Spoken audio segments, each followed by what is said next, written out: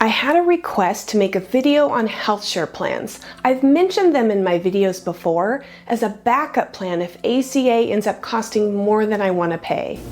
These are a backup plan for me because I would prefer having health insurance, but the ACA premiums may increase next year. We just don't know how much yet. So first of all, a HealthShare plan is a non-profit organization where members contribute a monthly set amount. That money is pooled within the community to help share each other's healthcare costs.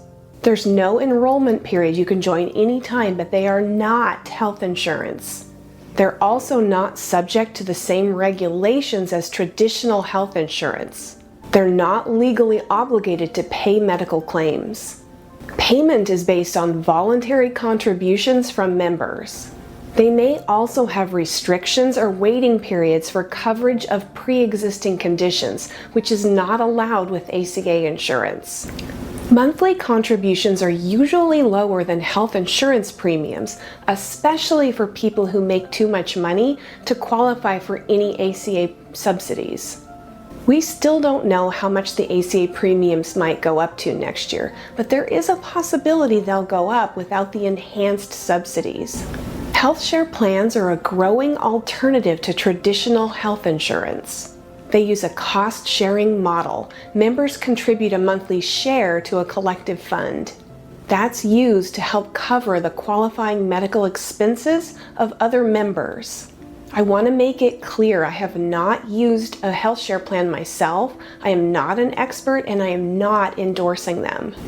I'm simply sharing what I've learned as I understand it. Whenever I mention HealthShare plans in one of my videos, I get comments from people who say they're terrible.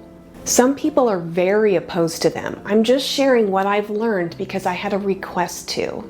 There are some advantages. HealthShare plans can be a more affordable alternative, especially for people who can't qualify for any ACA financial assistance.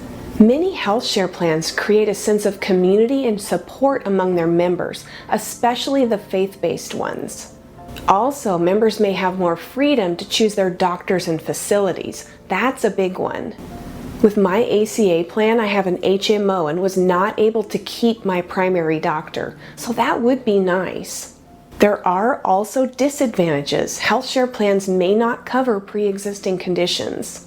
They may not cover chronic illnesses or specific treatments due to the plan's guidelines or beliefs. Many have waiting periods for pre-existing conditions. Those can range from 12 to 36 months or even longer. For example, Zion HealthShare has a 12-month waiting period, followed by increasing shareable amounts over subsequent years. These are generally things like asthma, diabetes, high blood pressure, or high cholesterol. It could also be something like cancer or heart disease. I don't have any of those things right now, but if I did, I think it would depend on what condition I had. If I had diabetes, high blood pressure, or high cholesterol, I think the main cost would be medication, which they don't cover anyway. I guess it would depend on the severity of what you had, but if you had cancer or heart disease, I don't think it would work. The absence of regulation means less consumer protection. There's no guarantee that medical bills will be paid, and delays or issues with reimbursement can happen. Claims can be denied for various reasons, including non-compliance with lifestyle requirements. HealthShare plans are not considered high-deductible health plans and typically don't allow you to contribute to a health savings account. I'm going to read you a list of some of the more well-known HealthShare plans.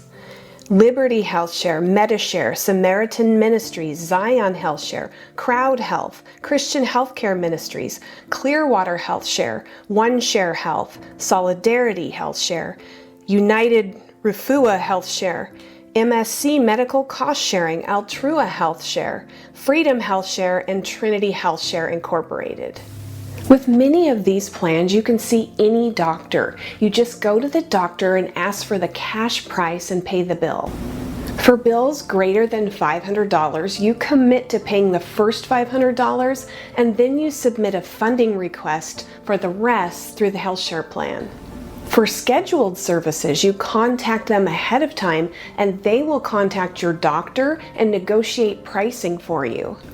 From what I've heard, with some plans, you just present your card when you go to the doctor and you don't have to pay anything at that time. You just wait for the bill to come in the mail. Prices are negotiated for you, so that takes up to 75% off the bill in some cases. This is how many of them work, but you want to do your own research before choosing a HealthShare plan. Medications aren't covered, but they do give you a discount card. You can also use discount cards like GoodRx. Last time I got a prescription, I showed the pharmacist my GoodRx card and asked him how it worked. GoodRx just randomly sent me a card in the mail, but I'm sure you can request one and they're free. The pharmacist said they check and see if it's a better deal using GoodRx or using your health insurance. In this case, it was a better deal using my health insurance, but at least I figured out how that works. He said it can go either way depending on the prescription. Many of the HealthShare plans do have religious requirements, Christian health ministries and HealthShare, for example. You must be a Christian, live a Christian lifestyle, attend worship regularly, and actively follow the Bible. Zion HealthShare and Crowd Health do not have religious requirements. Crowd Health is one I looked into after a financial advisor I met with for an initial meeting told me about it. One thing I learned recently is that Zion HealthShare will not cover people in Washington State, where I live. Washington State has specific regulations for HealthShare plans, and Zion HealthShare does not meet the criteria. I didn't know that until a viewer commented on one of my videos. I learned so much from my viewers. OneShare Health is also not allowed to operate in Washington State. Crowd Health is available in Washington State, and so is Christian Health Ministries. So do your research if this is something you're considering. If I went with the HealthShare plan, I could put my health reimbursement arrangement back on full coverage and use it to cover any medical out-of-pocket costs aside from that $300 HealthShare premium. I don't think HSAs or HRAs will pay for HealthShare premiums. My sister, who retired early, has been using a HealthShare plan for years. She's been very happy with it. She uses Christian Health Ministries. Dave Ramsey recommends them. I also know a friend of a friend who used Christian Health Ministries, and she ended up with a heart attack in the hospital for several days, and they covered all of her costs aside from that initial unshareable amount, which is kind of like a deductible for each incident. I've read reviews of HealthShares where bills didn't get paid, but I've also read reviews of health insurance companies who didn't pay a bill too. I think that can be an issue no matter which way you go. In my opinion, if you're in good health and don't have any major pre-existing conditions, you could consider a HealthShare plan. I would look at it sort of like catastrophe insurance, even though it's not actually insurance. If you don't have pre-existing conditions, if you don't take a lot of medications, if you eat healthy and exercise, a HealthShare plan could be a good fit for you.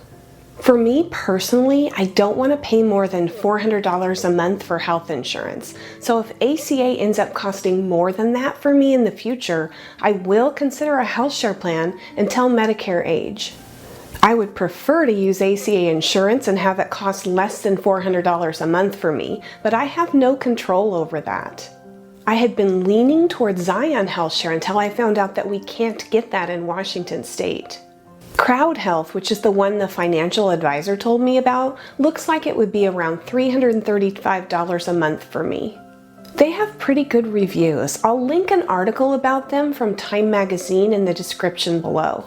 I'm also including a link in the description for a website that compares HealthShare plans. HealthShareGuide.org allows you to compare 11 different plans. I'm also including a link for HSA for America. They compare 13 different providers. They include one that's apparently an HSA qualified plan. They say you can contribute money to a health savings account. It appears that this is the company that created this website, so it could be biased. As always, do your own research, and fingers crossed that ACA doesn't go up too much next year. What do you think about HealthShare plans? Have you used one? And if so, what was your experience? If you want to share, feel free to leave a comment. If you're seeing me for the first time, hi, I'm Julie and this channel's Happy on Monday. Thanks for joining me. If you found this helpful, please like. And if you're interested in early retirement, consider subscribing. I'm going to leave you with a quote. Wellness is not a destination, it's a way of life. Hope to see you again soon.